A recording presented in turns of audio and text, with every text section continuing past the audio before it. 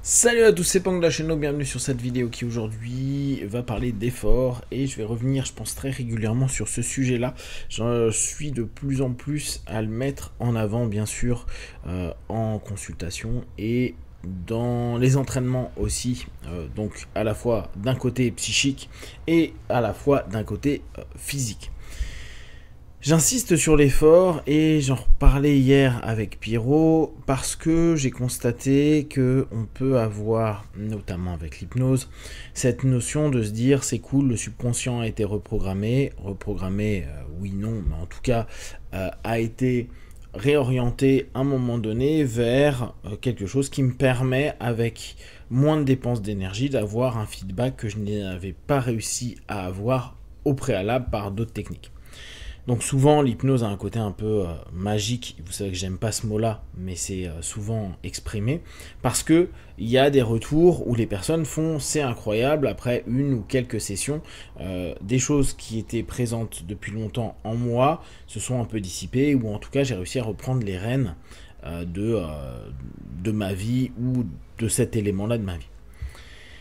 Ce qui retire parfois cet élément que je pense beaucoup de praticiens, et là après je suis pas en cabinet avec tout le monde donc je peux pas le savoir, mais où on met en avant souvent l'auto-hypnose qui est un travail complémentaire qu'on propose quasiment toujours aux personnes qui viennent nous voir.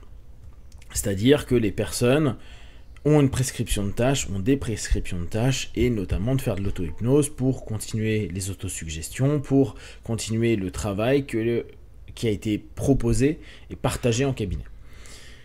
Ce qui arrive très souvent, et ça par contre j'ai, je pense avec les séminaires que j'ai pu faire, etc., des centaines, voire des milliers de retours, beaucoup disent oui, mais on a beau dire ce que l'on veut, on a beau créer des ancrages, on a beau leur enseigner de l'auto-hypnose, la grande majorité des personnes, on va dire plus de 80%, reviennent en disant ça ne marche pas quand je le fais tout seul, ça ne fonctionne pas l'auto-hypnose, je n'arrive pas à avoir les mêmes retours que ce que j'ai vécu en cabinet, etc., etc., etc. Ce qui fait que beaucoup abandonnent ou ne continuent pas l'effort. Ce qui est parfois très problématique parce qu'il y a des pathologies, des problématiques que nous ne pouvons pas gérer simplement avec des sessions une fois toutes les 2 semaines, 3 semaines, un mois ou quand les personnes ont envie. Il est important que les personnes puissent devenir autonomes d'un point de vue hypnotique et donc ne pas attendre que ce soit une session qui les aide, mais apprendre le processus, les autosuggestions pour qu'ils puissent aller mieux. L'exemple le plus marquant, la gestion de la douleur. Tu ne vas pas voir un hypno simplement quand tu as très mal. Tu vas voir un hypno qui va te permettre peut-être de gérer des douleurs chroniques, et là on est dans de l'hypnose complémentaire au médical, donc toujours en complément de ce qui est proposé par la médecine, et la plupart du temps, les hypnos vont vous enseigner comment travailler en auto-hypnose pour gérer l'hypnoanalgésie. Si tu bosses pas en auto-hypnose pour gérer l'analgésie, parce que ça va pas être bien sûr au départ de la même qualité que ce que tu as vécu en auto-hypnose, et tu vas pouvoir te dire ah ouais mais c'est pas ok, ça marche pas bien sur moi, je préfère aller en session. Oui, mais c'est la répétition qui va donner lieu à un succès, à une réussite et une capacité d'être autonome par rapport à la douleur. De façon plus générale, là j'ouvre hors consultation, il y a un élément qu'il faut prendre en compte qui est le temps. Et le temps fait que nous tous, et là on peut vraiment tous se mettre dedans, on a un pic jusqu'à 35 ans où officiellement on monte, on s'upgrade un petit peu, on a nos compétences cognitives, physiques et autres qui se développent, et biologiquement parlant, à partir de 35 ans on est en déclin, ok, physique, cognitif, tout ce que vous voulez. Ce qui m'amène, moi j'ai beaucoup de personnes qui ont autour de 35 et plus, et c'est très souvent ce que je leur dis, je dis les efforts vont être le maître mot de votre vie. Non pas de la séance, de votre vie. Non pas de la période où ça va pas, de votre vie. C'est-à-dire que, à partir d'un moment, ce qu'on a pu ne pas faire quand on était plus jeune, on va dire avant 35 ans. J'exagère, hein, le 35 ans, ça peut être 30 piges ou ça peut être 40, hein, mais globalement, ayez cette idée en tête.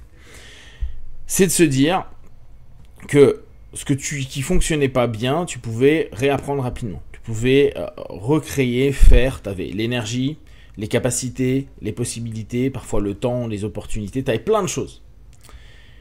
Et c'est pour ça que, souvent, cette première partie de vie, c'est bien de pouvoir faire un maximum de choses, d'apprendre, de comprendre, de répéter, etc. D'un point de vue sportif, on peut même prendre cette notion-là.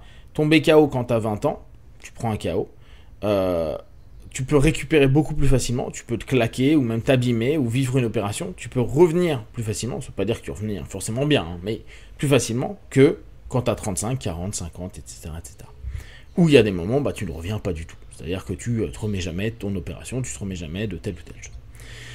Donc, en somme, on peut avoir fait peu ou pas d'efforts avant 35 ans, on arrivera plus ou moins à compenser parce que beaucoup d'énergie, parce que beaucoup de compétences et de capacités. Après, bah, y a un déclin. Il y a un début de déclin, bien sûr, ça ne fait pas du jour au lendemain. D'où le relais nécessaire qui est l'effort. Quand je dis, bah, il va falloir faire des efforts jusqu'à la fin de votre vie, c'est une réalité. Tout ce qu'on ne va pas faire ou qu'on va laisser, et on va prendre sur les personnes les plus âgées pour donner un exemple. Si les personnes âgées commencent à moins marcher, et de moins en moins, et moins sortir, ce qu'ils ne vont pas faire pendant 6 mois, 1 an, 2 ans, ils vont le payer. Ils vont être moins capables d'avoir une bonne motricité. Ils vont avoir une capacité, admettons, qui rencontre moins de gens, une capacité cognitive d'échange, de communication qui va se réduire. Et c'est là où on voit beaucoup de personnes plus âgées, voire du troisième âge, qui parlent très peu, bougent pas beaucoup, restent beaucoup toujours au même endroit, etc., etc. Il y a un déclin. Il y a un déclin de leur vie, il y a donc un déclin de leur qualité de vie, il y a un déclin de plein de choses. Gardez en tête que faire des efforts, c'est-à-dire parfois vous imposer à faire des choses que vous ne voulez pas faire, c'est pas que pour l'instant. C'est-à-dire que si vous pouvez avoir un plaisir tout de suite et un effort plus plaisir, je vous invite, même si c'est pas du tout intuitif, à faire effort plaisir. Surtout quand on passe un certain âge, surtout à certains moments de nos vies, donc au-delà de 35 ans, et je vous laisse voir où vous en êtes vous, parce que ce que vous n'allez pas faire, ce que vous n'allez pas répéter, ce que vous n'allez pas habituer, ce que vous n'allez pas rendre consistant, avec tout ce qui peut se passer après 35 ans, qui est une vie normale, hein, ces éléments-là, à récupérer ce que vous n'aurez pas fait, ce que vous n'aurez pas complété, fait avancer, appris, développé petit à petit, ça va être de plus en plus difficile à faire si vous y mettez. Donc ça va vous demander de plus en plus d'efforts. Souvent efforts qu'on ne fournira que partiellement. Et on n'avancera pas. Alors que l'idée est de se dire, je tente constamment d'être dans l'effort. Alors c'est pas sexy, c'est pas agréable, c'est pas sympa. Et ça vend pas du rêve. Plus le temps va passer, plus vous devrez faire d'efforts. Des efforts parfois anodins, ce que vous ne vous posiez pas comme question quand vous avez 20 ans. Là, je l'entends moi beaucoup avec mes gars à l'entraînement. Il y en a qui ont 40 ou qui ont 50 et qui disent « Oh là, ça va être dur de venir faire 2 entraînements de suite. Je peux pas, je suis trop crevé. Mon corps, il a besoin de 2-3 jours de récup. » Ce qu'avant, tu pouvais faire 2 entraînements par jour. Les efforts, se dire « Ouais, mais j'y vais quand même. Peut-être que je vais faire moins d'intensité, mais plus régulièrement. Je crée des phénomènes d'habituation, etc. etc. » Bah, il faut pas les lâcher parce que le moment où tu le lâches, ouais, bah, je l'ai fait pendant 6 ans et puis j'arrête pendant 3 mois. Et bah, après tes 3 mois, le fait de revenir va être très difficile. Maintenez des efforts sur tout ce que vous faites dans votre vie. Tentez d'avoir effort, résultat, effort, plaisir, effort, objectif atteint. Plutôt que je consomme, je fais pas d'effort. Parce que à terme, vous allez perdre beaucoup plus. Et ce que vous aurez eu en éphémère ne sera donc pas maintenu et pas développé dans le temps, parce que pas d'effort. Et vous allez le payer à court, moyen, long terme. Je reviendrai beaucoup sur effort, sur l'effort. Donc faites des efforts, n'hésitez pas, même si ça vous tente pas. Et comme d'habitude, tout ce que je propose ne prenez que ce qui est bon et juste pour vous tester, observer, analyser et conclure. Be one, faites des efforts.